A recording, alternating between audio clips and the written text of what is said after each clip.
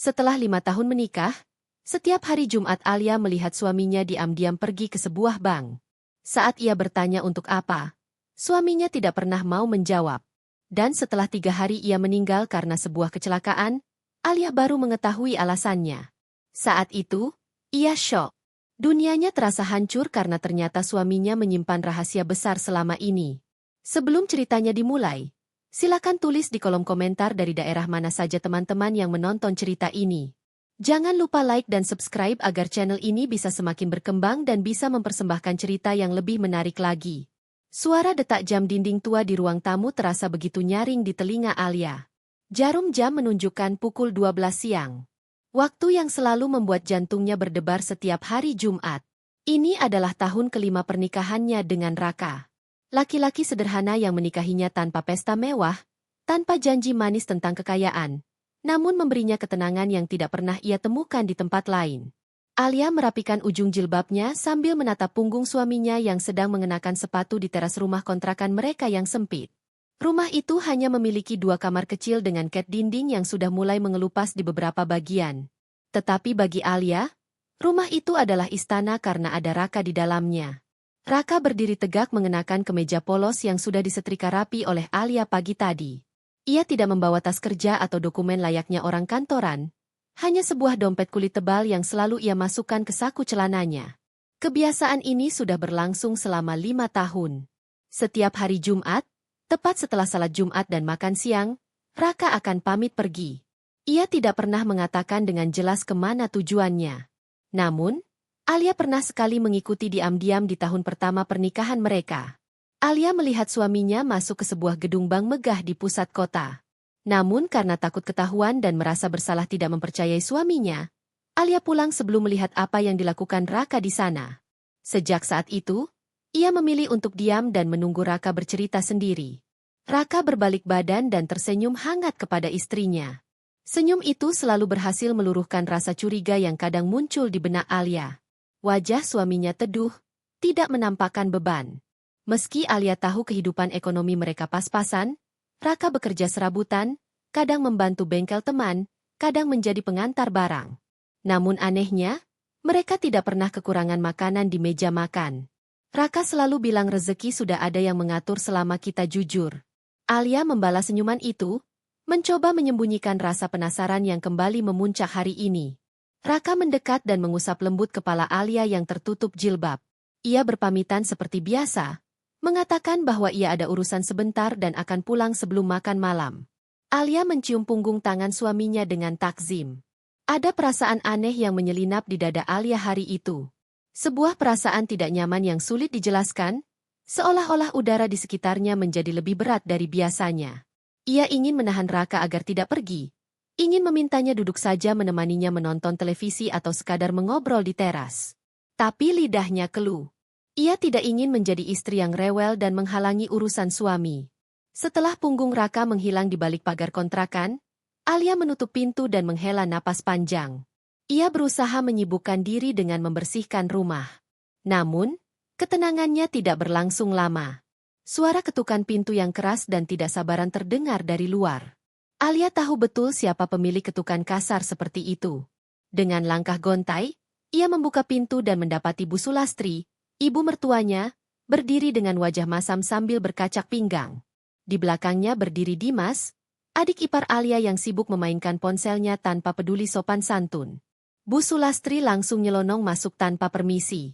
Matanya yang tajam menyapu seisi ruangan kontrakan yang sederhana. Ia mendengus meremehkan saat melihat perabotan tua yang ada di sana.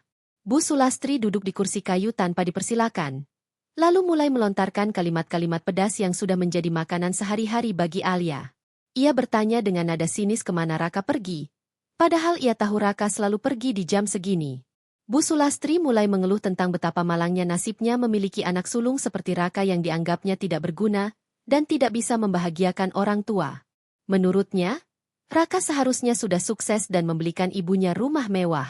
Bukan malah hidup miskin bersama istri yang dianggapnya hanya menjadi beban. Alia hanya bisa menunduk dan mendengarkan caci maki itu dengan sabar. Ia sudah kebal. Ia tahu membantah hanya akan memperkeruh suasana. Dimas yang sedari tadi diam ikut menimpali dengan nada mengejek. Ia berkata bahwa kakaknya itu bodoh, karena tidak mau mengambil jalan pintas untuk kaya. Dimas selalu membandingkan Raka dengan teman-temannya yang sukses dengan cara-cara yang tidak jelas. Alia menahan air matanya. Ia ingin membela suaminya, mengatakan bahwa Raka adalah laki-laki paling jujur dan bertanggung jawab yang pernah ia kenal. Tapi suara Bu Sulastri yang melengking memotong setiap kesempatan Alia untuk bicara. Bu Sulastri menuntut uang bulanan yang menurutnya kurang, padahal Raka sudah memberikan hampir separuh penghasilannya untuk ibunya itu. Waktu berlalu dengan lambat dan menyiksa. Setelah puas memarahi Alia dan tidak mendapatkan uang tambahan yang mereka minta, Bu Sulastri dan Dimas akhirnya pergi dengan membanting pintu. Alia terduduk lemas di lantai. Ia melihat jam dinding. Sudah pukul sore. Seharusnya Raka sudah memberi kabar, atau setidaknya sudah dalam perjalanan pulang. Perasaan tidak enak yang ia rasakan sejak siang tadi kembali datang, kali ini lebih kuat. Jantungnya berdegup kencang tanpa alasan. Ia mencoba menghubungi ponsel Raka, tetapi nomornya tidak aktif. Ini tidak biasa. Raka tidak pernah mematikan ponselnya saat sedang di luar. Menjelang maghrib, langit berubah menjadi gelap dan mendung. Seolah alam turut merasakan kegelisahan hati Alia. Hujan mulai turun rintik-rintik, menambah suasana mencekam di rumah kontrakan yang sepi itu. Tiba-tiba telepon rumah berdering. Suaranya memecah kesunyian dan membuat Alia terlonjak kaget. Dengan tangan gemetar, ia mengangkat gagang telepon. Suara di seberang sana terdengar berat dan formal. Penelepon itu memperkenalkan diri sebagai petugas kepolisian. Dunia Alia seakan berhenti berputar saat petugas itu menyampaikan kabar yang menghancurkan seluruh harapannya. Raka mengalami kecelakaan beruntun di jalan protokol sepulang dari arah pusat kota. Alia tidak ingat bagaimana ia bisa sampai di rumah sakit. Semuanya terasa kabur dan membingungkan. Yang ia ingat hanyalah rasa dingin yang menusuk tulang saat ia dipandu oleh perawat menuju ruang jenazah. Di sana, di atas berangkar besi yang dingin, terbujur kaku tubuh seseorang yang sangat ia cintai. Wajah Raka tampak tenang, seolah ia hanya sedang tertidur lelap setelah lelah bekerja seharian. Alia roboh. Kakinya tidak kuat lagi menopang tubuhnya. Ia menangis histeris, memanggil nama suaminya, berharap Raka akan membuka mata dan tersenyum padanya seperti tadi siang. Namun, keheningan ruangan itu menjadi jawaban yang paling menyakitkan. Di tengah duka yang mendalam itu, Alia menyadari satu hal yang membuatnya semakin sesak. Tidak ada satupun barang berharga yang melekat di tubuh Raka saat kecelakaan, kecuali cincin pernikahan mereka dan dompet kulit tebal itu. Dompet itu kini ada di tangan polisi dan diserahkan kepada Alia. Isinya hanya KTP, SIM, dan beberapa lembar uang ribuan yang lusuh. Tidak ada kartu ATM, tidak ada kartu kredit, dan tidak ada bukti transaksi bank yang selama ini menjadi misteri hari Jumat. Alia memeluk dompet itu erat-erat di dadanya, bertanya-tanya dalam hati, apa sebenarnya yang dilakukan suamiku di bank setiap hari Jumat jika dompetnya kosong seperti ini? Malam itu, Alia pulang ke rumah kontrakan yang kini terasa begitu besar dan kosong. Ia ditemani oleh kerabat jauh yang datang membantu mengurus jenazah. Bu Sulastri dan Dimas baru datang 2 jam kemudian dengan wajah yang sulit diartikan. Tidak ada air mata yang tulus di wajah mereka. Yang ada hanyalah raut kesal dan kecewa. Seolah kematian Raka adalah sebuah kerugian besar bagi mereka. Bukan karena kehilangan sosok anak dan kakak, melainkan karena kehilangan sumber uang bulanan. Malam pertama tanpa Raka adalah malam terpanjang dalam hidup Alia. Setiap sudut rumah seolah memanggil nama suaminya, meninggalkan misteri besar yang belum terpecahkan tentang kegiatan hari Jumat yang kini selamanya menjadi rahasia. Pagi hari di pemakaman umum terasa kelabu meski matahari bersinar terik. Tanah merah yang masih basah menutupi liang lahat tempat Raka beristirahat untuk selamanya. Alia duduk bersimpuh di samping nisan kayu yang bertuliskan nama suaminya.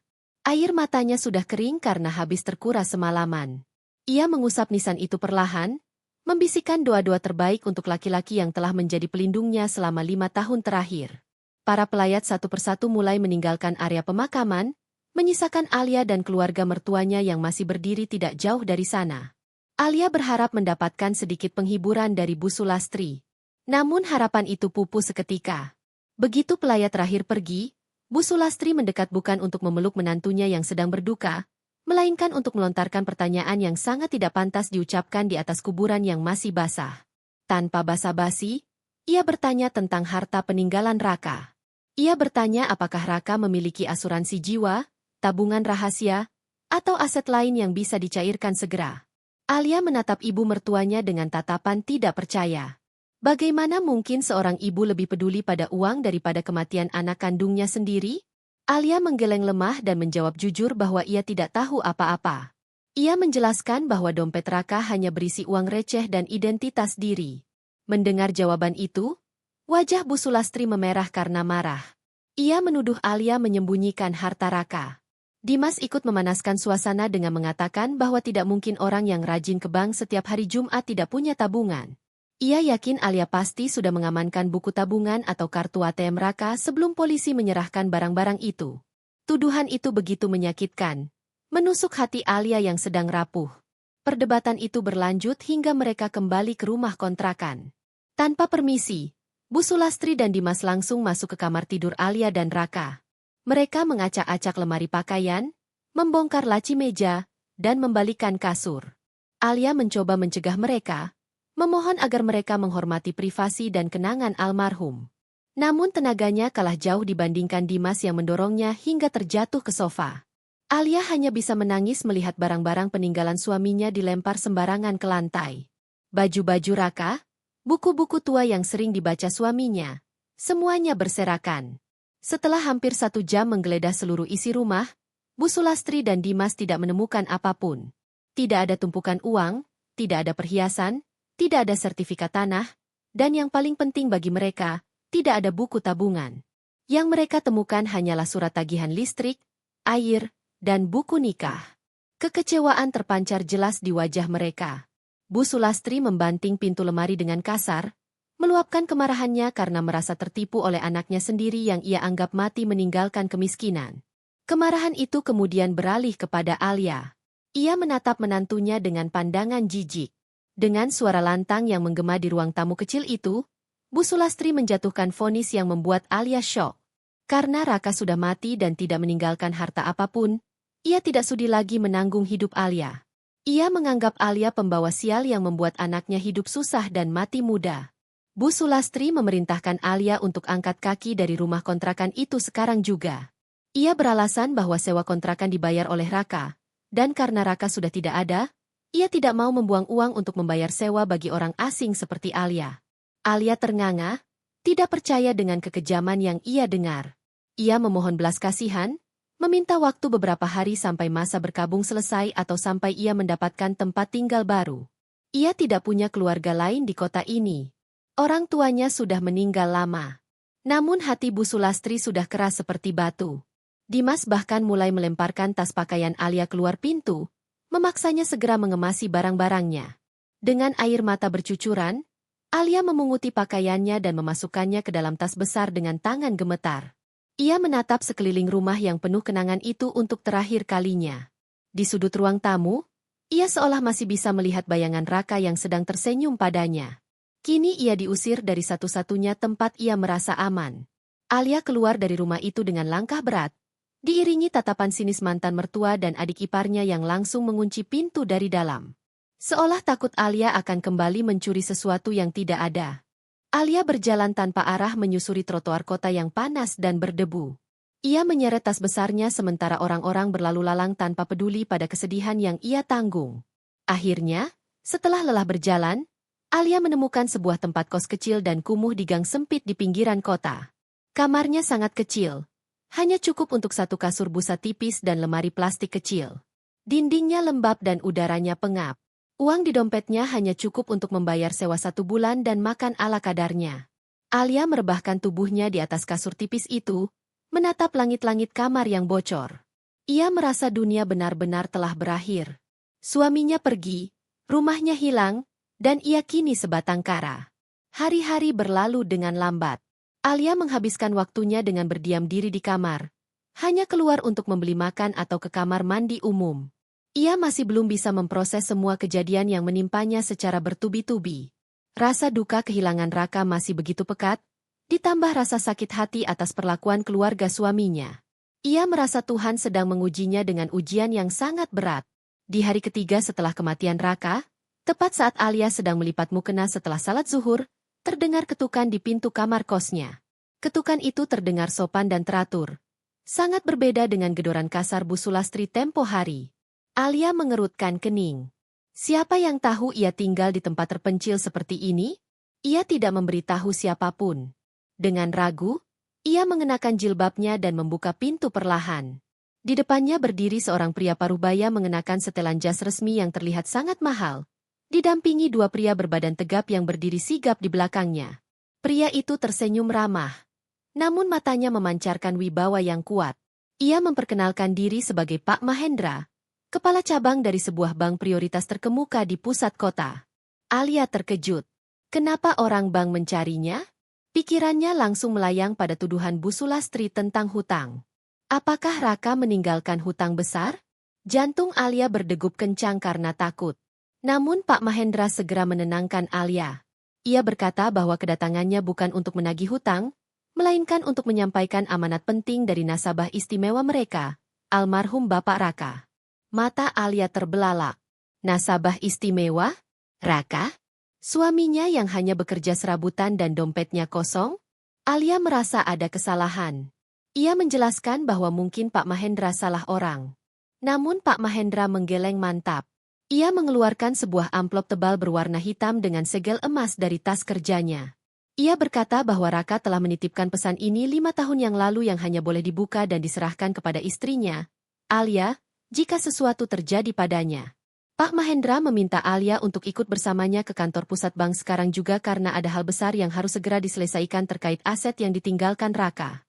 Alia menatap amplop hitam itu dengan tangan gemetar. Ia menyadari bahwa misteri hari Jumat suaminya akan segera terungkap dan hidupnya mungkin akan berubah selamanya mulai detik ini. Mobil sedan hitam mengilap itu meluncur membelah kemacetan kota dengan mulus. Di dalamnya, Alia duduk kaku di jok belakang yang terbuat dari kulit lembut beraroma kemewahan.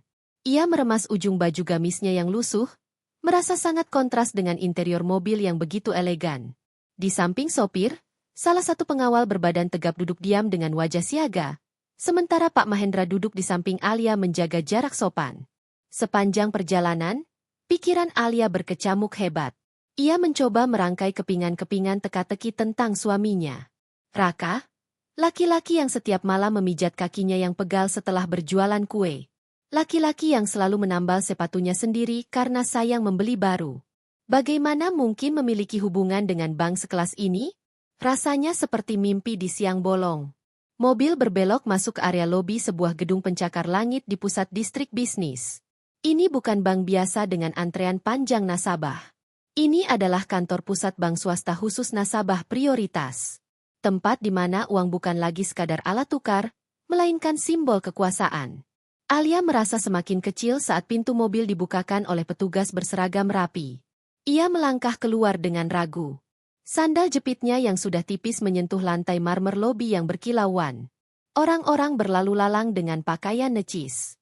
Wangi parfum mahal menyerbak di udara. Beberapa mata sempat melirik arah Alia dengan tatapan heran. Mungkin bertanya-tanya apa yang dilakukan wanita berpenampilan sederhana di tempat semewah ini. Namun kehadiran Pak Mahendra di sisinya membuat tatapan-tatapan itu segera beralih segan. Pak Mahendra tidak membawa Alia ke loket antrean. Ia memandu Alia menuju lift khusus di sudut ruangan yang dijaga oleh petugas keamanan. Dengan menempelkan kartu aksesnya, pintu lift terbuka. Mereka naik menuju lantai paling atas. Lantai yang hening dan jauh dari hiruk-pikuk dunia luar. Begitu pintu lift terbuka, Alia disambut oleh hamparan karpet tebal yang meredam suara langkah kaki. Ruangan itu didesain klasik dan hangat dengan lukisan-lukisan besar tergantung di dinding. Seorang resepsionis wanita berdiri dan membungkuk hormat begitu melihat mereka, menyapa Pak Mahendra dan menyebut nama Alia dengan sangat sopan. Seolah Alia adalah tamu agung yang sudah lama dinantikan. Alia dibawa masuk ke sebuah ruangan tertutup bertuliskan VVIP. Di tengah ruangan terdapat meja kayu jati besar yang kokoh. Pak Mahendra mempersilakan Alia duduk di kursi empuk yang seolah memeluk tubuhnya yang lelah. Seorang pelayan datang menyajikan teh hangat berkualitas tinggi dan kudapan kecil. Namun Alia tidak berselera menyentuhnya. Tenggorokannya terasa tercekat. Ia menatap Pak Mahendra, meminta penjelasan. Pak Mahendra tersenyum tipis, lalu meletakkan sebuah kotak logam kecil di atas meja. Ia menjelaskan bahwa Raka adalah salah satu nasabah paling istimewa yang pernah ia tangani. Raka bukan sekadar penabung. Ia adalah legenda di dunia investasi saham yang bergerak dalam diam. Selama 5 tahun terakhir, setiap hari Jumat, Raka datang ke bank bukan untuk menabung uang receh, melainkan untuk memantau portofolio asetnya, menandatangani dokumen jual beli saham bernilai fantastis, dan mengamankan keuntungannya ke dalam bentuk aset fisik. Jantung Alia berdegup kencang, seolah ingin melompat keluar dari dadanya. Ia sulit mencerna kata-kata itu. Investor? Saham? Raka bahkan tidak pernah membahas soal ekonomi rumit di depannya. Pak Mahendra kemudian mengeluarkan sebuah kunci emas kecil dan menyerahkannya kepada Alia. Ia menjelaskan bahwa Raka memiliki sebuah safe deposit box, kotak penyimpanan harta yang kuncinya hanya satu di dunia dan duplikatnya telah dimusnahkan sesuai permintaan Raka. Kotak itu hanya bisa dibuka dengan kunci tersebut dan verifikasi sidik jari Alia. Ternyata tanpa sepengetahuan Alia, saat Raka mengajaknya membuat paspor untuk rencana umrah yang batal setahun lalu, Raka telah mendaftarkan data biometrik Alia ke bank ini sebagai satu-satunya ahli waris yang sah. Dengan tangan gemetar hebat, Alia menerima kunci itu. Pak Mahendra memandunya menuju ruang khazanah. Sebuah ruangan dengan pintu besi raksasa yang terlihat sangat kokoh. Di dalam ruangan itu berjejer ribuan kotak logam bernomor. Pak Mahendra berhenti di depan kotak nomor 888. Alia menempelkan jempolnya pada alat pemindai. Lampu indikator berubah menjadi hijau, diikuti bunyi klik pelan. Alia memasukkan kunci emas itu dan memutarnya. Pintu kotak terbuka perlahan. Alia menahan napas. Ia tidak tahu apa yang harus ia harapkan. Apakah tumpukan uang? Saat kotak itu terbuka sepenuhnya, Alia menutup mulutnya dengan kedua tangan untuk menahan jeritan. Di dalam kotak itu tersusun rapi puluhan batang emas murni yang berkilauan ditimpa cahaya lampu ruangan. Di samping tumpukan emas itu terdapat bundelan sertifikat tanah, surat kepemilikan saham mayoritas di beberapa perusahaan besar, dan sebuah buku tabungan khusus berwarna hitam. Alia mengambil buku tabungan itu dengan jari yang dingin. Ia membukanya dan melihat deretan angka saldo terakhir yang tercetak di sana. Matanya membelalak. Kepalanya pening seketika. Angka itu begitu panjang. Nolnya berderet sangat banyak hingga ia harus menyipitkan mata untuk memastikan ia tidak salah lihat. Puluhan miliar rupiah. Angka itu tertera jelas, nyata, dan bukan mimpi. Alia jatuh terduduk di lantai ruangan khazanah itu. Kakinya lemah seketika. Ia menangis terseduh-seduh. Bukan karena bahagia melihat harta sebanyak itu, melainkan karena rasa haru dan sesak yang bercampur aduk. Ia membayangkan wajah Raka, suaminya yang rela makan nasi dengan garam demi berhemat. Padahal ia memiliki kekayaan yang bisa membeli seluruh restoran di kota ini. Kenapa? Pertanyaan itu terus berulang di kepalanya. Kenapa Raka menyembunyikan ini semua darinya? Apakah Raka tidak percaya padanya? Atau ada alasan lain yang lebih besar? Pak Mahendra berjongkok di samping Alia, menyodorkan sapu tangan dengan sopan. Ia berkata pelan bahwa jawaban atas semua pertanyaan Alia ada di dalam amplop putih yang terletak di dasar kotak itu, di bawah tumpukan emas. Surat terakhir dari Raka untuk istri tercintanya. Alia meraih amplop itu. Di depannya tertulis nama lengkapnya dengan tulisan tangan Raka yang sangat ia kenal. Tulisan cakar ayam yang selalu ia rindukan. Alia mendekap surat itu di dadanya, merasakan sisa-sisa kehadiran suaminya melalui kertas dingin itu. Di ruangan penuh harta yang bisa membuat siapa saja silau mata itu, Alia justru merasa semakin rindu pada sosok sederhana Raka. Pada senyum tulusnya. Pada pelukan hangatnya yang kini tak bisa dibeli dengan uang sebanyak apapun.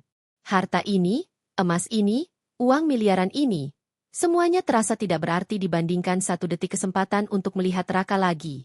Namun Alia sadar, Raka meninggalkan ini semua bukan tanpa alasan. Ini adalah amanah. Ini adalah cara Raka melindunginya dari balik kematian. Sebuah perlindungan yang abadi. Di ruang pribadi yang tenang di dalam bank, Alia akhirnya memberanikan diri membuka surat wasiat dari Raka. Kertas itu sedikit kusut, seolah Raka menulisnya dengan penuh pertimbangan dan emosi. Alia mulai membaca baris demi baris. Seiring matanya menelusuri tulisan itu, air matanya kembali menetes. Kali ini lebih deras, namun tanpa suara. Dalam surat itu, Raka menceritakan segalanya. Ia menulis bahwa ia lahir dengan bakat bisnis yang luar biasa. Namun bakat itu justru menjadi kutukan baginya di masa lalu.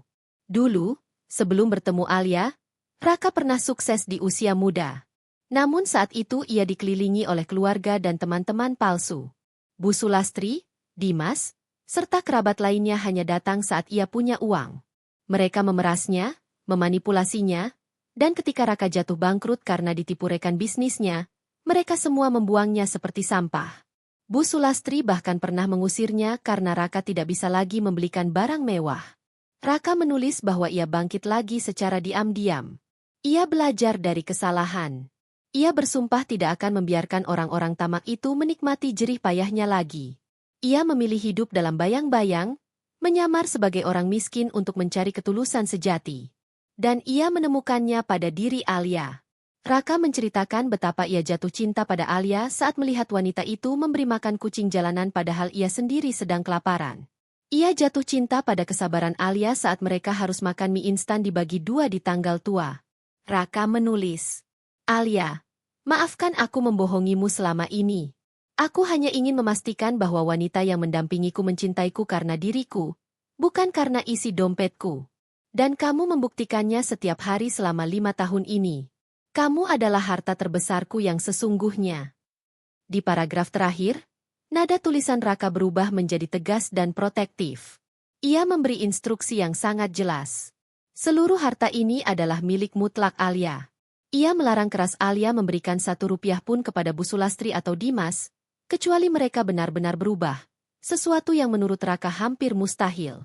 Raka juga menulis bahwa ia sudah menyiapkan skenario pembalasan bagi mereka jika mereka berani menyakiti Alia sepeninggalnya. "Jangan takut, sayang.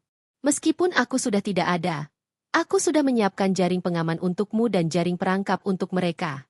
Jadilah wanita yang kuat. Gunakan uang ini untuk kebahagiaanmu dan untuk membantu orang-orang yang tulus sepertimu."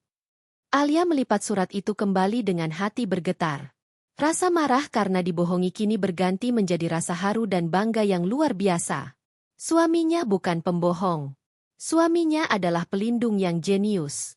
Sementara itu, di sebuah warung kopi pinggir jalan yang kotor, Dimas duduk sambil menghisap rokok dengan wajah suntuk.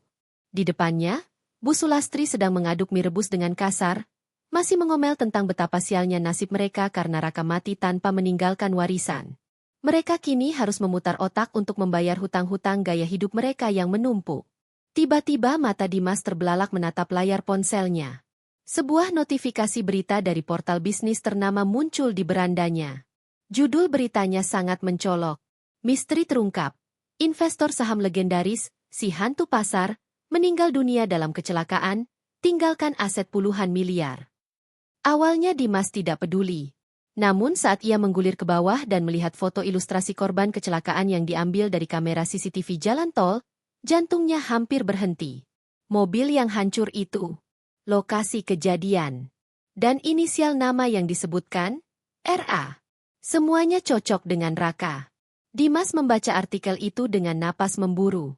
Artikel itu menyebutkan bahwa sosok Ra dikenal sebagai investor jenius yang hidup sangat sederhana dan low profile. Identitas aslinya baru diketahui oleh pihak bank setelah kematiannya. Disebutkan juga bahwa seluruh asetnya jatuh ke tangan istri tunggalnya yang identitasnya dirahasiakan demi keamanan. Dimas berteriak memanggil ibunya. Ia menyodorkan ponselnya ke wajah Bu Sulastri. Tangannya gemetar menunjuk angka perkiraan kekayaan yang tertulis di artikel itu. Bu Sulastri membaca dengan terbata-bata. Wajahnya pucat, lalu berubah merah padam karena campuran kaget dan keserakahan. Sendok di tangannya jatuh berdenting ke lantai. 50 miliar. Desisnya dengan suara serak. Raka punya 50 miliar. Otak licik Bu Sulastri langsung bekerja. Bayangan kemiskinan yang tadi menghantuinya lenyap seketika, digantikan bayangan rumah mewah, mobil baru, dan perhiasan emas. Namun detik berikutnya, ia teringat sesuatu yang membuatnya lemas. Mereka baru saja mengusir Alia. Mereka baru saja membuang satu-satunya kunci menuju harta itu. Bu Sulastri memukul meja dengan keras. Bodoh. Kita bodoh sekali. Dimas. Seharusnya kita tidak mengusirnya. Dimas yang panik berusaha menenangkan ibunya. Ia berkata belum terlambat. Menurutnya, Alia adalah wanita lugu dan masih mencintai Raka. Mereka hanya perlu mengubah strategi. Tidak lagi dengan kekerasan. Mereka harus menggunakan topeng kasih sayang. Dimas segera menyusun rencana. Mereka harus menemukan Alia sekarang juga sebelum Alia sadar betapa kayanya dirinya, atau sebelum ia dipengaruhi oleh orang lain. Kita cari dia, kata Bu Sulastri dengan mata berkilat-kilat. Kita cari sampai ketemu. Kalau perlu ibu akan bersujud di kakinya. Kita bawa dia pulang, kita jadikan dia ratu di rumah sampai kita bisa mengambil alih uang itu darinya. Mereka berdua bergegas meninggalkan warung kopi itu, tanpa membayar mie rebus yang belum habis. Mereka menaiki motor butut Dimas dengan semangat baru. Semangat untuk memburu mangsa yang kini bernilai puluhan miliar rupiah. Di sisi lain kota, Alia baru saja keluar dari gedung bank. Penampilannya masih sama sederhananya. Namun tatapan matanya kini berbeda. Tidak ada lagi keraguan dan ketakutan. Yang ada hanyalah ketenangan yang dalam. Pak Mahendra menawarkan untuk mengantar Alia ke hotel berbintang demi keamanannya. Mengingat sekarang ia adalah wanita kaya raya yang mungkin menjadi incaran kejahatan. Namun Alia menolak dengan halus. Ia meminta diantar kembali ke kosannya yang sempit. Pak Mahendra sempat heran. Namun ia menghormati keputusan klien utamanya itu. Alia punya alasan sendiri. Ia ingin melihat apakah ramalan Raka dalam surat itu benar terjadi. Apakah keluarga suaminya akan datang mencarinya setelah berita ini tersebar? Alia ingin melihat wajah asli mereka untuk terakhir kalinya sebelum ia benar-benar menutup pintu hatinya. Mobil mewah itu berhenti di depan gang sempit tempat kos Alia. Tetangga-tetangga yang sedang mengobrol langsung terdiam melihat mobil mengilap itu. Mereka lebih kaget lagi saat melihat Alia turun dari sana, diantar sopir berseragam. Alia berjalan tegak masuk ke dalam gang, mengabaikan bisik-bisik tetangga. Sesampainya di kamar kos, ia duduk di kasur tipisnya. Ia meletakkan buku tabungan hitam itu di bawah bantal. Ia menatap pintu kayu rapuh kamarnya. Menunggu. Ia tahu serigala-serigala itu pasti sudah mencium bau darah. Benar saja. Belum genap 1 jam Alia beristirahat, terdengar suara motor berhenti di depan kosan. Diikuti suara teriakan Bu Sulastri yang dibuat-buat semanis mungkin. Alia, anakku sayang, di mana kamu? Nah, ibu rindu sekali. Alia tersenyum miris. Sandiwara babak baru telah dimulai. Suasana di gang sempit itu mendadak riuh. Suara Bu Sulastri memanggil-manggil dengan nada sedih yang dibuat-buat. Di dalam kamar, Alia menarik napas panjang, menenangkan dirinya. Ia tahu saat ini akan tiba. Dengan langkah perlahan, ia membuka pintu. Pemandangan di hadapannya sungguh ironis. Bu Sulastri, wanita yang 3 hari lalu mengusirnya seperti kucing kurap, kini berdiri dengan wajah sembab dan air mata mengalir deras. Begitu melihat Alia, Bu Sulastri langsung menjatuhkan dirinya ke lantai semen yang kotor dan memeluk kaki Alia erat-erat. Ia menangis histeris, merau meminta maaf, menyebut dirinya ibu yang bodoh dan hilaf karena telah menelantarkan menantu kesayangannya. Suara tangisannya begitu keras hingga penghuni kos lain keluar dari kamar mereka untuk menonton drama itu. Dimas berdiri di belakang ibunya dengan wajah dibuat sedih. Meskipun matanya liar menyapu penampilan Alia, seolah mencari tanda-tanda kemewahan. Alia membiarkan kaki kanannya dipeluk selama beberapa detik. Ia menatap ubun-ubun Bu Sulastri dengan tatapan dingin yang tak terbaca. Dalam hati ia bertanya, di mana air mata ini saat Raka dimakamkan? Di mana pelukan ini saat aku sendirian di kamar jenazah? Semuanya palsu. Alia tahu betul yang dipeluk Bu Sulastri saat ini bukan dirinya, melainkan bayangan uang 50 miliar. Dengan perlahan, Alia membantu Bu Sulastri berdiri. Ia harus bermain cantik. Jika ia langsung menolak, mereka akan curiga. Sesuai rencana Raka, ia harus menarik mereka masuk ke dalam perangkap keserakahan mereka sendiri. Alia mengajak mereka masuk ke kamar kos yang sempit. Bau apek langsung menyergap. Dimas mengernyitkan hidung, tetapi buru-buru memasang ekspresi prihatin saat Alia menatapnya. Mereka duduk di lantai beralaskan tikar plastik sobek. Bu Sulastri mulai bercerita bahwa ia tidak bisa tidur sejak mengusir Alia. Ia mengaku depresi kehilangan anak sulungnya dan tidak sadar dengan tindakannya. Kalimat manis mengalir seperti madu beracun. Ia berkata Alia adalah satu-satunya peninggalan Raka dan merawat Alia adalah kewajiban demi ketenangan arwah Raka. Alia mendengarkan dengan wajah polos dan mata berkaca-kaca. Sebuah akting yang ia pelajari dari penderitaan 5 tahun. Dalam hati, ia ingin tertawa melihat betapa rendahnya manusia bisa bertindak demi uang. Setelah 1 jam penuh drama, bujuk rayu, dan tangisan palsu, Alia akhirnya menyetujui ajakan mereka untuk pulang ke rumah kontrakan. Bukan karena ia bodoh, melainkan karena itulah langkah pertama dari rencananya. Ia melihat kilatan kemenangan di mata Bu Sulastri dan Dimas. Mereka pikir mereka telah berhasil menjerat mangsanya kembali. Padahal merekalah yang sedang berjalan masuk ke dalam kandang singa. Alia mengemasi barang-barangnya yang sedikit. Dimas dengan sigap merebut tas besar Alia, membawakannya dengan penuh semangat seolah tas itu berisi emas batangan. Perubahan sikap yang drastis ini membuat perut Alia mual. Namun ia menahannya dengan senyuman tipis yang penuh arti. Perjalanan kembali ke rumah kontrakan terasa sangat berbeda. Jika dulu Alia berjalan kaki atau naik angkutan umum, kali ini Dimas memesan taksi online mobil yang cukup bagus. Sepanjang jalan, Bu Sulastri terus memegang tangan Alia, mengusap-usapnya dengan kasih sayang palsu. Sesekali ia memancing pembicaraan tentang kegiatan Alia selama 3 hari terakhir. Dengan licik, Bu Sulastri bertanya apakah ada orang yang menghubungi Alia atau apakah Alia sudah membaca berita tentang Raka. Alia pura-pura bingung.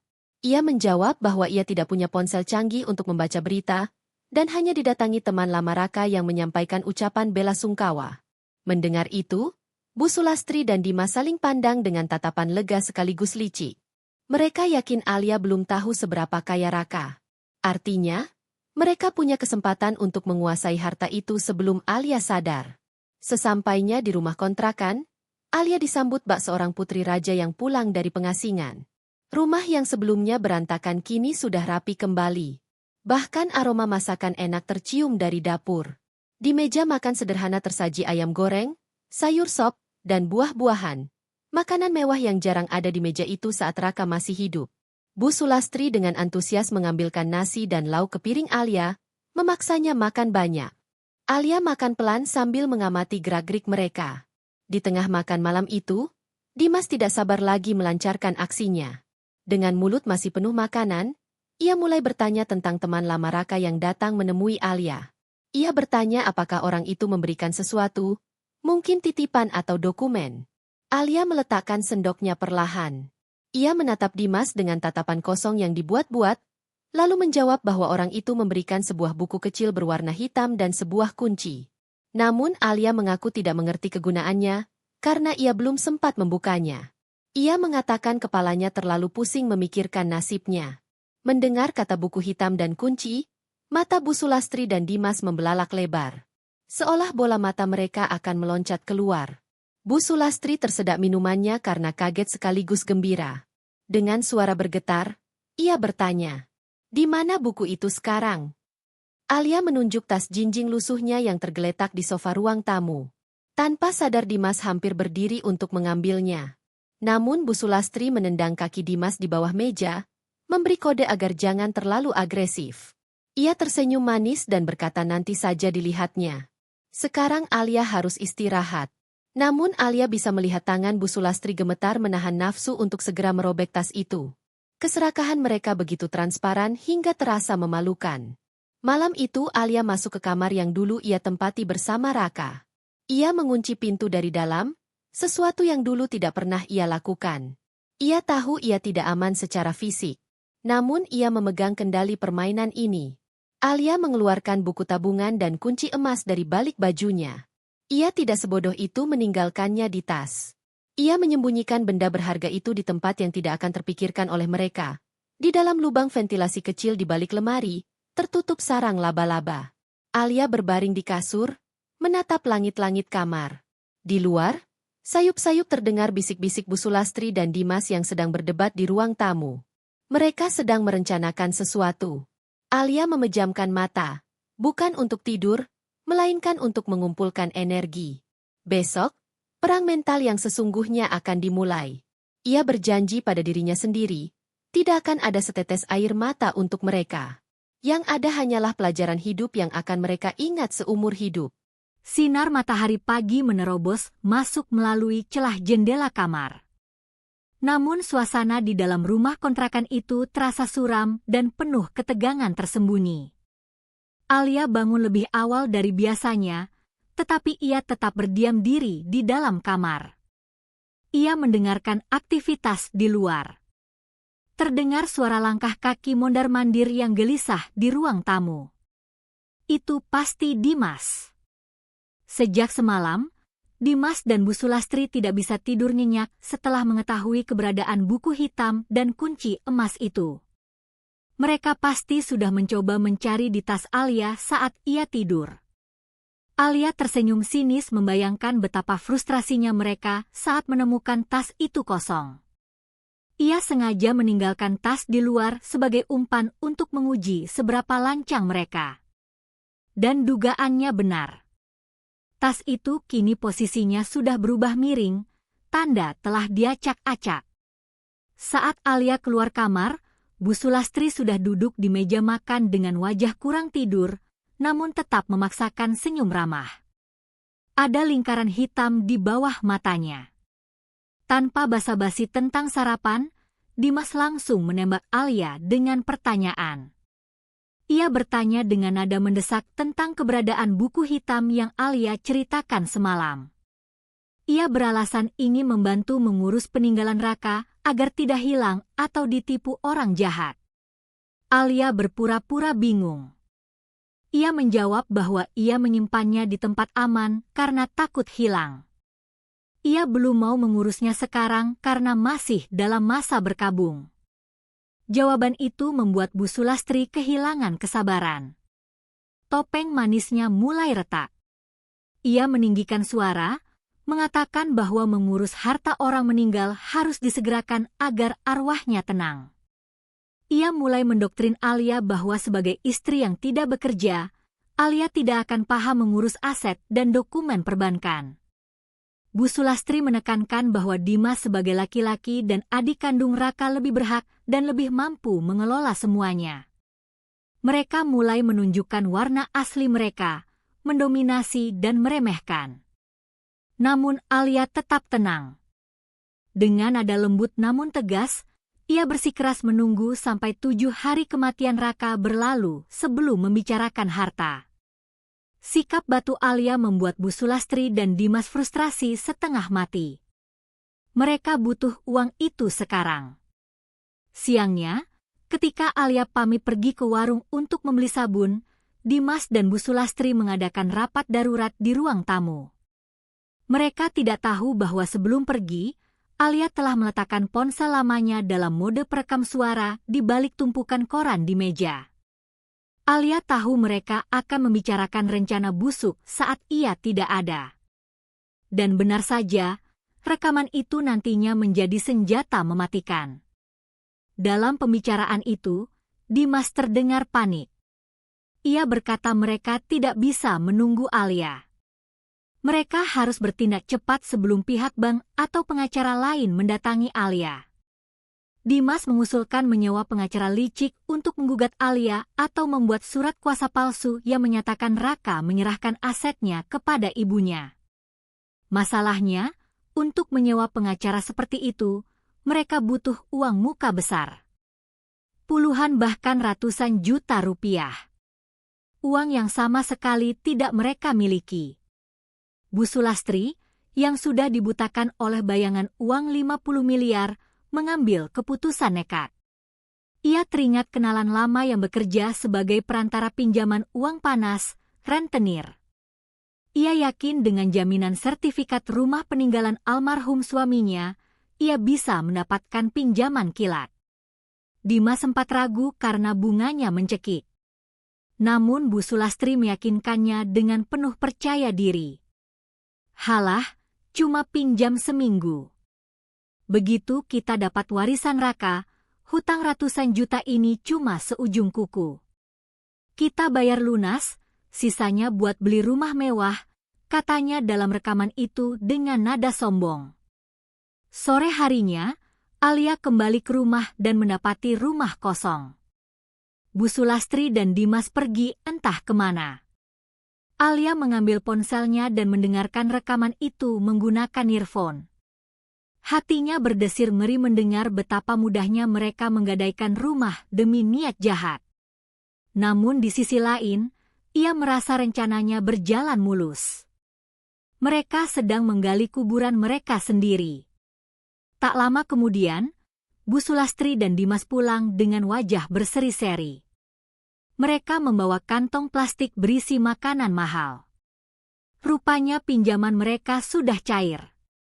Mereka berhasil mendapatkan uang tunai dalam jumlah besar dari rentenir dengan menggadaikan sertifikat rumah Bu Sulastri. Mereka merasa menang. Merasa selangkah lagi menjadi miliarder. Malam itu juga teror psikologis dimulai.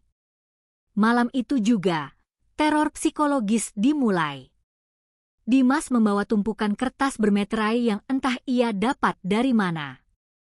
Ia memaksa Alia untuk menandatangani kertas-kertas itu. Dimas berbohong, mengatakan bahwa itu adalah surat administrasi untuk pencairan asuransi kematian yang nilainya kecil, hanya untuk biaya selamatan. Padahal, jika dibaca dengan teliti, itu adalah surat pernyataan pelimpahan kuasa pengelolaan seluruh aset Raka kepada dirinya. Alia membaca sekilas dan langsung memahami maksudnya.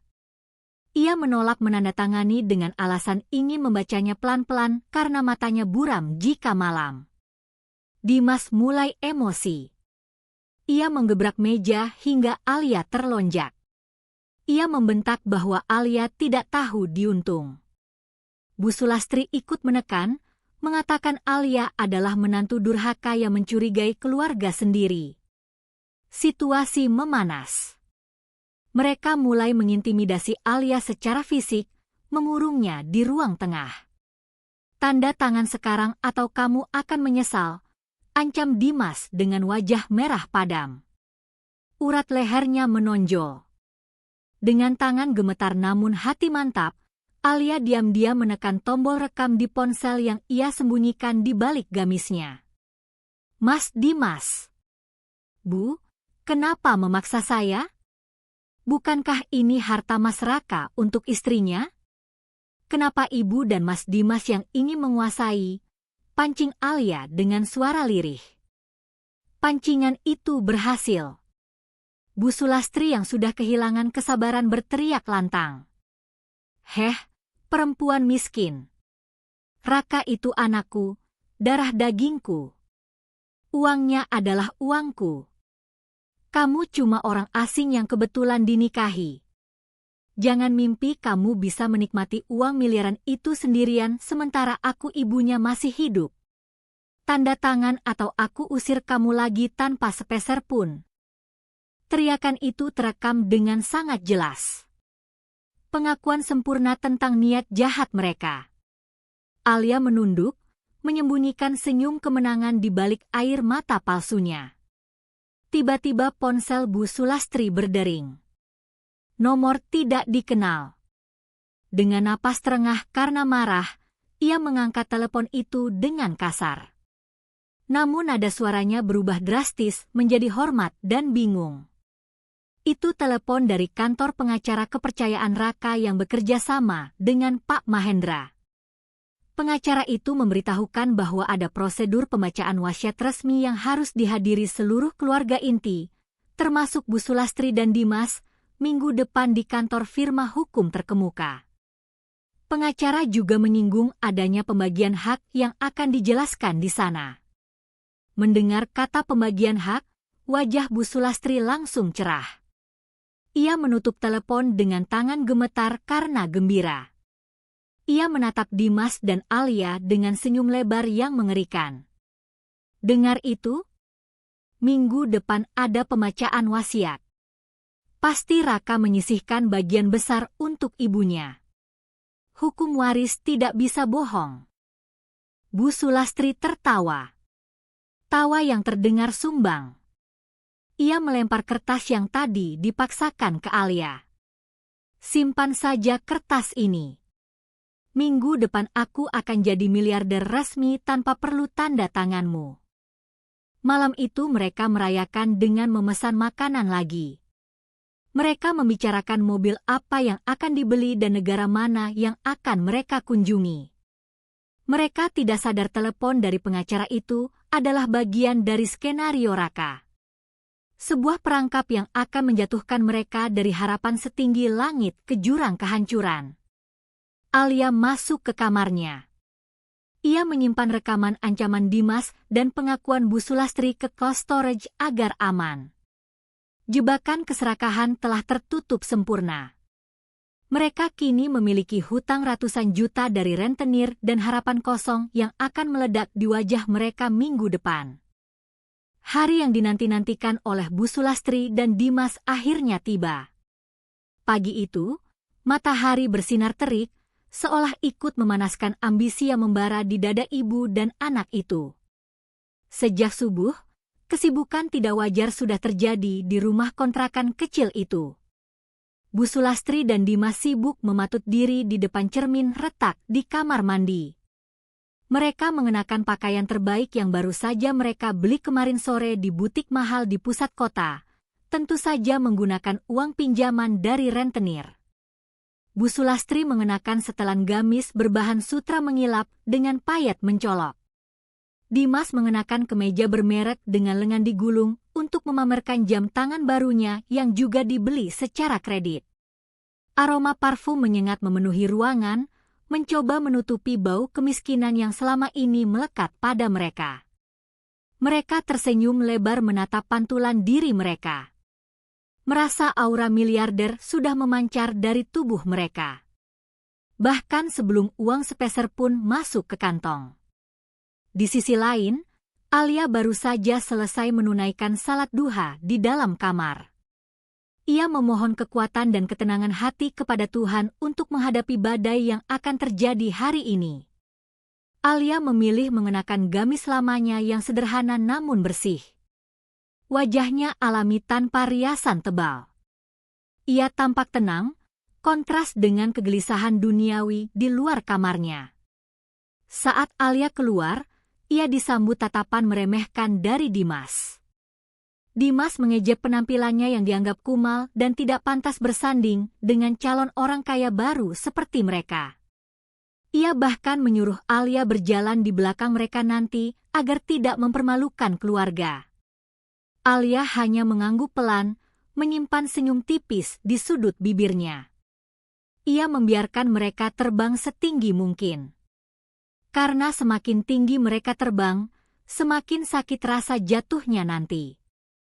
Perjalanan menuju kantor hukum dilakukan dengan menyewa mobil mewah harian, lagi-lagi menggunakan uang panas. Dimas menyetir dengan gaya arogan, membunyikan klakson pada kendaraan lain yang dianggap menghalangi jalannya. Sepanjang perjalanan, Bu Sulastri tidak henti-hentinya membicarakan rencana masa depan. Ia ingin membeli rumah besar dengan kolam renang. Ingin umrah dengan paket VVIP. Ingin memamerkan kekayaannya kepada tetangga yang dulu menggunjingnya. Alia duduk diam di kursi belakang. Ia mendengarkan semua itu dengan perasaan campur aduk antara kasihan dan muak. Mereka bahkan tidak sekalipun menyebut nama Raka atau mendoakannya. Bagi mereka, Raka hanyalah tiket lotre yang siap dicairkan. Gedung kantor hukum itu berdiri megah di kawasan elit.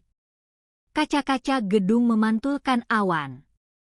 Saat mereka melangkah masuk ke lobi yang dingin dan berlantai marmer, Bu Sulastri berjalan dengan dagu terangkat tinggi. Sepatu haknya berbunyi nyaring memecah keheningan.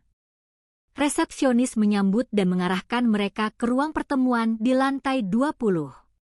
Di sana, seorang pengacara senior bernama Pak Ardi sudah menunggu. Ruangan itu luas dengan meja panjang dari kayu mahoni mengilap dan kursi kulit yang mewah. Di samping Pak Ardi duduk seorang notaris wanita yang siap mencatat jalannya pembacaan wasiat. Mereka duduk berhadapan. Alia duduk di ujung kiri. Bu Sulastri dan Dimas duduk berdempetan di sisi kanan, seolah membentuk kubu.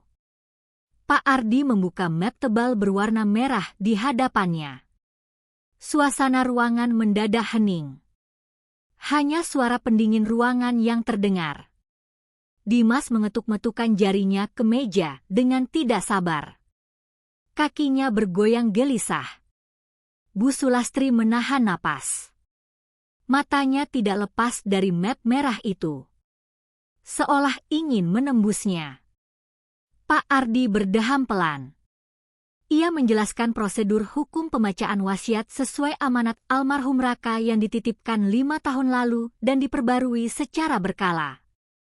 Pak Ardi mulai membacakan daftar aset. Saat daftar itu dibacakan, mata Bu Sulastri dan Dimas semakin lama semakin membelalak. Mulut mereka sedikit terbuka. Takjub mendengar deretan kekayaan yang disebutkan. Kepemilikan saham mayoritas di 3 perusahaan teknologi. 2 ruko strategis di pusat perdagangan. Sebidang tanah 2 hektar di daerah wisata. Deposito dan tabungan di beberapa bank dengan nilai total puluhan miliar rupiah. Setiap kali angka miliaran disebut, Bu Sulastri meremas tangan Dimas dengan kuat. Wajahnya memerah menahan euforia. Dalam kepalanya, ia sudah menghitung bagian yang akan ia dapatkan. Sebagai ibu kandung, ia yakin hukum akan memberinya porsi besar. Setelah hampir 15 menit membaca daftar kekayaan, Pak Ardi sampai pada bagian yang paling krusial. Pembagian harta warisan. Ia menatap satu persatu wajah di hadapannya. Tatapannya berhenti sejenak pada Alia dengan sorot mata yang lebih lembut. Lalu beralih tajam ke arah Bu Sulastri dan Dimas. Pak Ardi mengambil selembar kertas bersegel. Ia membuka segelnya. Suara robekan kertas terdengar sangat nyaring di ruangan sunyi. Ia mulai membaca isi wasiat Raka dengan suara tegas. Pak Ardi mulai membaca isi wasiat Raka dengan intonasi jelas dan tegas. Saya, Raka, dengan kesadaran penuh dan tanpa paksaan dari pihak manapun, menetapkan pembagian harta saya sebagai berikut.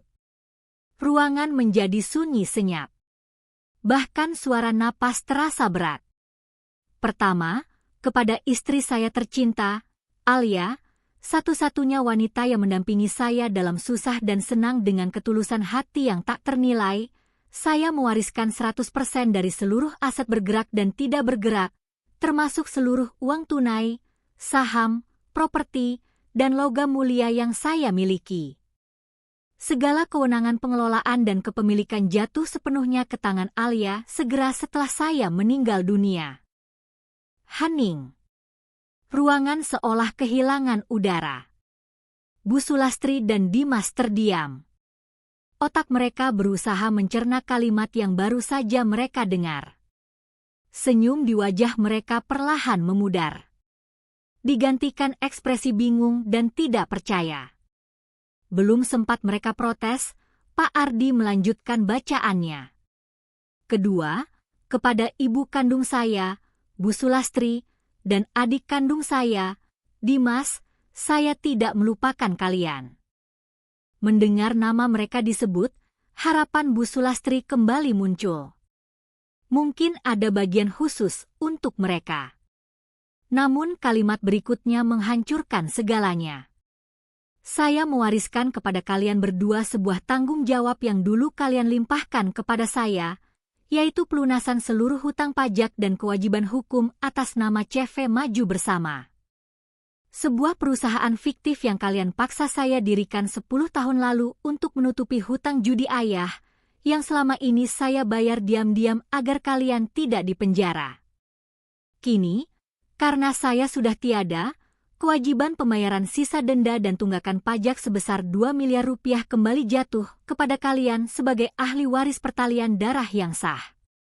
Karena nama kalian tercantum sebagai komisaris pasif yang menikmati aliran dana ilegal di masa lalu. Bu Sulastri menjerit. Bukan jeritan bahagia. Jeritan horor yang menyayat hati. Ia berdiri dari kursinya dengan wajah pucat seperti mayat. Apa maksudnya ini? Hutang 2 miliar. Tidak mungkin.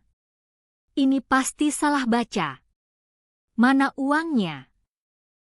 Mana bagian saya? Ia memukul meja dengan histeris. Dimas ikut berdiri. Wajahnya merah padam karena amarah. Ia menunjuk wajah Pak Ardi dengan kasar. Kau penipu. pengacara gadungan. Mana ada wasiat seperti ini?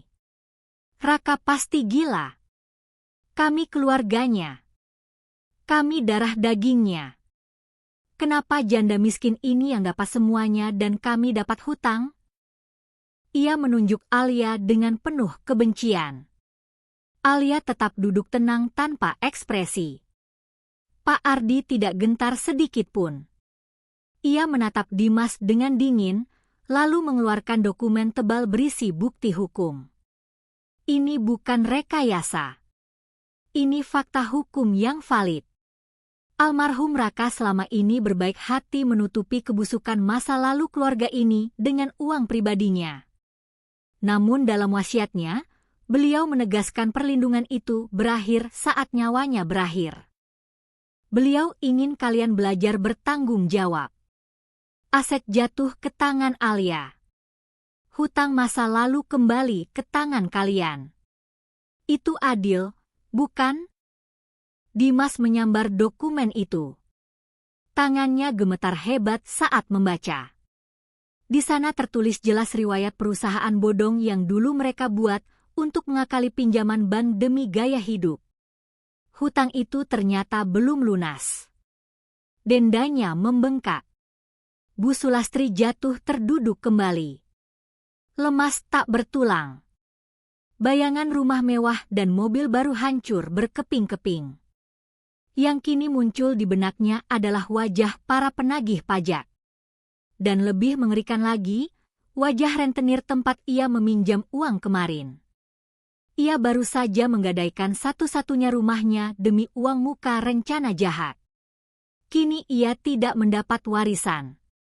Malah mendapat hutang 2 miliar. Napas Bu Sulastri tersengal. Dadanya terasa sesak.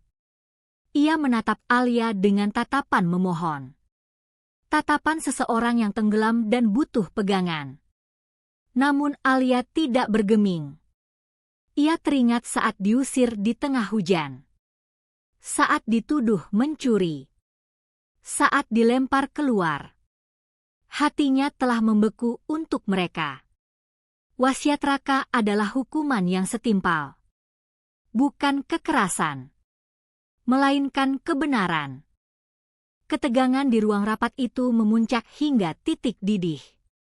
Udara terasa berat, dipenuhi emosi negatif yang meluap dari Bu Sulastri dan Dimas. Setelah keterkejutan awal mereda, kepanikan berubah menjadi kemarahan buta. Dimas yang merasa masa depannya hancur dalam sekejap kehilangan akal sehatnya. Matanya merah. Napasnya memburu seperti banteng terluka. Ia tidak bisa menerima kenyataan bahwa ia kalah telak dari seorang wanita yang selama ini ia anggap lemah dan bodoh. Bayangan hutang yang mencekik dan rasa malu yang tak tertahankan menutup akal sehatnya. Tiba-tiba Dimas menerjang meja. Dengan gerakan kasar, ia menyapu semua dokumen di hadapan Pak Ardi hingga berhamburan ke lantai. Gelas air mineral pecah. Air tumpah membasahi karpet mahal. Ini rekayasa, teriak Dimas dengan suara parau mengerikan. Kalian bersekongkol. Kamu pengacara busuk. Dan kamu, perempuan ular. Ia menuding Alia dengan jari gemetar. Kamu pasti meracuni pikiran Raka. Kamu memalsukan wasiat ini. Aku tidak terima. Aku akan tuntut kalian semua. Dimas memutari meja, melangkah lebar hendak menyerang Alia secara fisik. Tangannya terkepal. Siap melayangkan pukulan. Bu Sulastri yang masih lemas tidak mencegahnya. Di dalam hatinya, ia bahkan berharap kekerasan bisa mengubah takdir. Namun Alia tidak mundur 1 inci pun. Ia berdiri perlahan. Wajahnya tenang. Matanya memancarkan keberanian. Ia bukan lagi Alia yang penakut. Ia adalah wanita yang dipercaya memegang amanah puluhan miliar. Saat Dimas hampir mencapainya, Alia mengangkat tangannya memberi isyarat berhenti. Berhenti di situ, Mas Dimas, ucap Alia lantang dan tegas. Sebelum kamu menambah masalah dan masa hukumanmu, sebaiknya kamu dengar ini. Alia mengeluarkan ponselnya. Dengan tenang, ia menekan layar. Rekaman suara mulai diputar. Suara Dimas terdengar jelas dari rekaman. Kita sewa pengacara, kita palsukan tanda tangan kalau perlu. Alia itu bodoh. Begitu kita dapat hartanya, kita tendang dia lagi. Lalu suara Bu Sulastri. Raka itu anakku. Uangnya uangku. Alia cuma orang asing. Dan yang paling memberatkan, rekaman rencana meminjam uang rentenir dan memaksa tanda tangan. Setiap kata dalam rekaman itu seperti tamparan keras di wajah mereka. Wajah Dimas berubah pucat. Langkahnya terhenti. Tubuhnya kaku. Itu, Dimas tergagap. Ia sadar telah masuk perangkap. Semua niat jahatnya terdokumentasi. Alia menatapnya dengan dingin. Saya sudah tahu semuanya sejak awal. Dari kalian menjemput saya di kos sampai sandiwara kalian. Kalian tidak menginginkan saya. Kalian hanya menginginkan uang. Dan sekarang bukti ancaman, penipuan, dan rencana pemalsuan dokumen itu sudah ada di tangan pengacara. Pak Ardi yang sejak tadi mengamati dengan tenang berdiri dan menekan tombol interkom. Silakan masuk. Pintu ruangan terbuka. 2 petugas kepolisian masuk dengan sigap. Mereka telah disiapkan sejak awal. Polisi langsung meringkus Dimas yang masih mematung. Tangannya dipelintir ke belakang. Borgol besi dipasangkan di pergelangan tangannya. Bunyi klik borgol terdengar seperti vonis akhir kebebasannya. Saudara Dimas, Anda kami tahan atas dugaan percobaan penipuan, ancaman kekerasan, dan perbuatan tidak menyenangkan berdasarkan bukti rekaman dan kesaksian, ujar polisi tegas. Dimas meronta lemah. Menatap ibunya meminta tolong. Namun Bu Sulastri sendiri gemetar ketakutan. Air mata Bu Sulastri tumpah.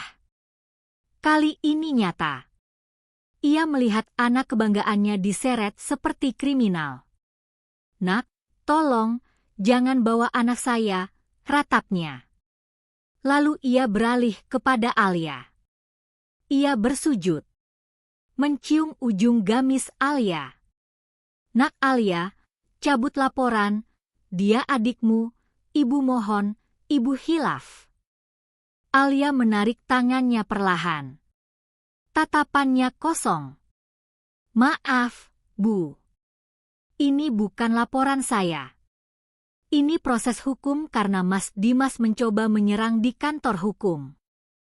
Dan soal hutang 2 miliar serta hutang rentenir itu urusan ibu sendiri. Uang Raka tidak akan digunakan menutupi keserakahan kalian. Itu amanat almarhum. Bu Sulastri menangis meraung. Riko di penjara. Warisan melayang. Hutang menggunung. Ia benar-benar sendirian. Setelah urusan di kantor hukum selesai, Alia melangkah keluar gedung dengan perasaan yang sulit dijelaskan. Beban berat yang selama ini menghimpit dadanya seolah terangkat. Ia menatap langit yang cerah. Menghirup udara panjang. Ia bebas. Bukan hanya dari penindasan Bu Sulastri dan Dimas, tetapi juga dari ketakutan yang selama ini membelenggunya. Sementara itu, nasib Bu Sulastri berakhir tragis pada hari yang sama. Dengan langkah gontai dan mata bengkak, ia pulang menggunakan ojek karena uangnya telah habis untuk menyewa mobil mewah pagi tadi. Namun saat tiba di depan rumah satu-satunya yang ia miliki, rumah peninggalan almarhum suaminya yang sertifikatnya ia gadaikan, ia melihat pemandangannya membuat tubuhnya lemas. Beberapa pria berbadan besar duduk di teras rumahnya. Di pagar tertempel papan besar bertuliskan, Rumah ini dalam pengawasan jaminan hutang. Barang-barang di dalam rumahnya sedang diangkut keluar. Televisi, kulkas, sofa, semua diambil oleh anak buah rentenir. Bu Sulastri menjerit histeris. Ia berlari menghadang mereka. Jangan ambil barangku. Ini rumahku. Ia menarik baju salah satu penagih hutang. Pria itu menepis tangannya hingga Bu Sulastri terjatuh ke tanah. Bayar hutangmu sekarang, Bu. Bunganya sudah jalan. Kalau tidak bisa bayar, rumah dan isinya kami sita sesuai perjanjian yang ibu tanda tangani, bentak pria itu. Bu Sulastri menangis memohon waktu. Mengatakan ia baru saja kehilangan warisan. Namun rentenir tidak peduli. Bagi mereka, uang adalah raja. Sore itu, tetangga keluar rumah menyaksikan kejadian tersebut. Mereka berbisik-bisik melihat karma yang menimpa Bu Sulastri. Dulu ia sering menyombongkan diri dan menghina tetangga. Kini ia diusir dari rumahnya sendiri. Persis seperti ia mengusir Alia beberapa hari lalu. Bu Sulastri duduk bersimpuh di pinggir jalan. Riko di penjara. Rumah disita. Ia tidak punya uang untuk makan malam. Ia benar-benar hancur. Kehancuran yang ia ciptakan sendiri. Di kejauhan, dari balik kaca jendela taksi yang membawanya pergi, Alia melihat kerumunan di depan rumah Bu Sulastri. Ia tidak meminta sopir berhenti. Ia tidak menoleh. Ia hanya memejamkan mata sejenak. Dalam hati ia berbisik. Mas Raka, keadilan sudah ditegakkan. Taksi melaju membawa Alia menuju kehidupan barunya. Kehidupan yang tenang dan penuh berkah. Jauh dari orang-orang yang tidak tahu cara bersyukur. 6 bulan berlalu. Bagi Alia, 6 bulan ini adalah masa penyembuhan dan penataan ulang hidup. Namun bagi Bu Sulastri, 6 bulan terasa seperti neraka yang tak berujung. Wanita yang dulu sombong kini nyaris tak bisa dikenali. Wajahnya kusam. Tubuhnya kurus. Kesombongannya habis digerus jalanan. Sejak rumahnya disita, Bu Sulastri hidup menggelandang. Ia tidur di emperan toko. Beralaskan kardus. Berselimut angin malam. Tidak ada lagi kasur empuk. Tidak ada lagi rasa hormat. Setiap pagi, Bu Sulastri harus bangun sebelum pemilik toko menyiram halaman, memaksanya menyingkir seperti kotoran yang mengganggu pemandangan. Ia mengais makanan dari tempat sampah restoran atau mengharapkan belas kasihan orang yang lewat untuk sekadar membeli nasi bungkus termurah. Dimas, anak yang dulu ia banggakan setinggi langit, kini mendekam di balik jeruji besi. Kabar terakhir yang didengar Bu Sulastri dari seorang kenalan, Dimas sering menjadi bulan-bulanan narapidana lain karena sifatnya yang pengecut dan cengeng. Ia sering menangis meminta ibunya datang membawakan makanan enak atau uang rokok, tanpa tahu ibunya sendiri sedang berjuang demi sesuap nasi. Penyesalan datang bertubi-tubi menghantam batin Bu Sulastri setiap kali ia teringat wajah Alia. Wajah menantu yang dulu ia hina dan usir kini menjadi satu-satunya bayangan harapan. Suatu sore yang mendung, langkah kaki Bu Sulastri yang terseok membawanya ke kawasan perumahan elit di pinggiran kota. Ia tidak sengaja mendengar percakapan dua ibu di pasar yang membicarakan seorang janda muda kaya raya yang dermawan. Seorang wanita yang sering membagikan sembako kepada fakir miskin. Mereka menyebut nama Ibu Alia. Dan nama yayasan, Yayasan Raka Berkah. Mendengar nama itu, jantung Bu Sulastri berdegup kencang. Naluri bertahan hidupnya menyala. Ia bertanya alamat rumah dermawan itu.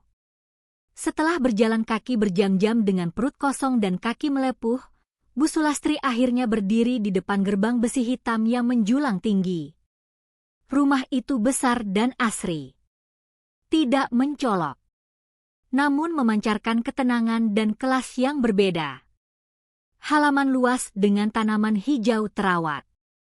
Di garasi terparkir mobil operasional yayasan. Bu Sulastri memegang jeruji pagar dengan tangan gemetar. Ia mengintip ke dalam. Di teras rumah, duduk seorang wanita berhijab yang sedang membaca buku sambil meminum teh. Itu Alia. Namun Alia yang sekarang berbeda. Kulitnya bersih bercahaya. Pakaiannya sederhana namun berkualitas. Wajahnya tenang. Tidak ada lagi Alia yang kumal dan ketakutan. Bu Sulastri tidak mampu menahan dirinya. Rasa lapar dan putus asa mengalahkan rasa malunya. Ia berteriak dengan suara parau. Alia! Alia anakku, ini ibu, buka pintunya, nak. Teriakannya memecah keheningan sore. Satpam rumah segera keluar hendak mengusir pengemis tua yang dianggap mengganggu. Namun Alia menoleh. Ia mengenali suara itu. Suara yang dulu menjadi mimpi buruknya. Kini terdengar lemah dan menyedihkan. Alia memberi isyarat pada satpam untuk menahan diri. Ia berjalan perlahan menuju gerbang. Berhenti 2 meter dari pagar. Tidak membukanya. Bu Sulastri jatuh bersujud di aspal. Nak, ibu lapar, ibu tidak punya tempat tinggal, ibu menyesal, biarkan ibu tinggal di sini, di kamar pembantu juga tidak apa-apa, asal ibu bisa makan. Ratapannya memilukan. Ia menceritakan penderitaannya. Merindukan kasur. Merindukan anaknya. Mengakui Alia menantu terbaik. Alia mendengarkan dengan wajah datar. Hatinya berdesir nyeri. Sebagai manusia, ia merasa kasihan. Namun akal sehat dan trauma menahannya. Ia teringat pesan Raka. Memberi maaf bukan berarti memberi kesempatan untuk menyakiti lagi. Bu, panggil Alia lembut namun tegas. Bu Sulastri mendongak penuh harap. Bangunlah, Bu. Tidak pantas bersujud pada manusia. Alia memberi kode pada satpam. Satpam membawa sebuah amplop tebal dan bungkusan makanan. Alia mengambilnya dan menyodorkannya melalui celah pagar. Bu, saya sudah memaafkan ibu. Semua sakit hati sudah saya lepaskan. Saya tidak dendam. Mata Bu Sulastri berbinar. Ia mengira itu tiket kembali ke kehidupan nyaman. Namun Alia melanjutkan. Tapi memaafkan bukan berarti kita bisa hidup bersama lagi. Rumah ini amanah Mas Raka. Ibu tidak bisa tinggal di sini. Harapan Bu Sulastri runtuh kembali. Tapi Alia, ibu tidak punya siapa-siapa. Ibu punya Allah, potong Alia lembut. Dan ibu masih punya tenaga untuk memulai hidup yang benar. Di dalam amplop ini ada uang cukup untuk menyewa kamar sederhana setahun dan modal usaha kecil. Gunakan dengan bijak. Jangan untuk berjudi atau hal sia-sia. Alia menyodorkan amplop dan makanan. Bu Sulastri menerimanya dengan tangan gemetar. Ada kecewa. Ada syukur. Ia tahu ini kesempatan terakhir. Makanlah, Bu. Dan pergilah ke tempat aman sebelum malam, ujar Alia. Ia mundur perlahan. Pintu rumah tertutup. Memisahkan dunia mereka untuk selamanya. Bu Sulastri duduk di pinggir jalan. Memakan nasi bungkus dengan lahap. Air mata bercampur dengan nasi. Nasi itu terasa nikmat sekaligus pahit. Ia telah membuang berlian demi mengejar kerikil.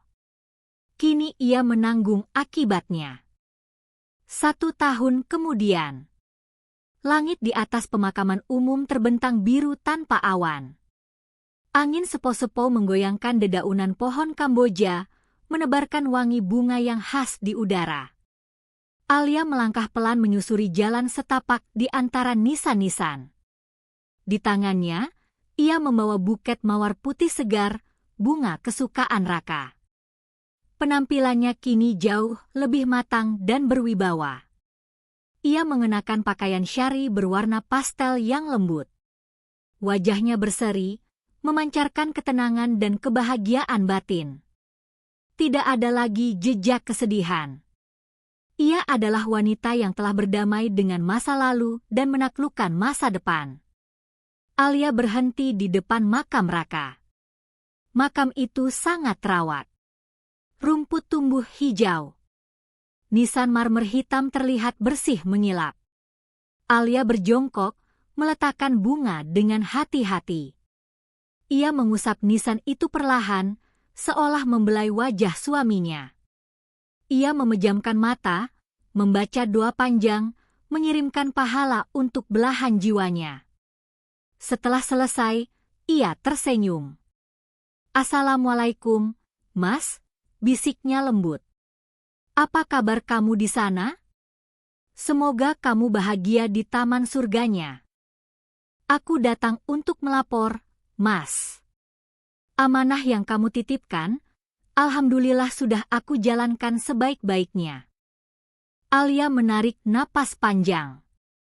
Ia mulai menceritakan perjalanan setahun terakhir. Uang puluhan miliar dan aset Raka tidak ia gunakan untuk foya-foya. Ia belajar investasi dan manajemen aset dengan bimbingan Pak Mahendra dan tim ahli. Kekayaan itu berkembang. Namun bukan untuk menumpuk harta pribadi. Alia mendirikan Yayasan Raka Berkah. Sebuah lembaga sosial yang fokus membantu orang miskin melunasi hutang rentenir. Masalah yang dulu menghantui keluarga Raka. "Mas tahu? Bulan lalu yayasan kita berhasil membebaskan 50 keluarga dari jeratan lintah darat. Mereka menangis bahagia. Mereka mendoakan kamu, dan rasanya seperti melihat senyummu lagi." Mata Alia berkaca-kaca. Bukan karena sedih. Karena haru. Selain itu, Alia membangun masjid kecil di desa terpencil dan menamakannya dengan nama Raka.